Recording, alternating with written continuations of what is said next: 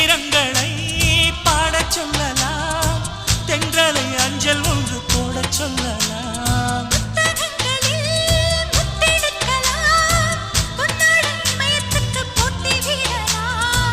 பூமிக்கு பொட்டு வைத்து பார்க்கலாம் பார்க்கலாம், பூவுக்கும் ஆடை தைத்து போடலாமா?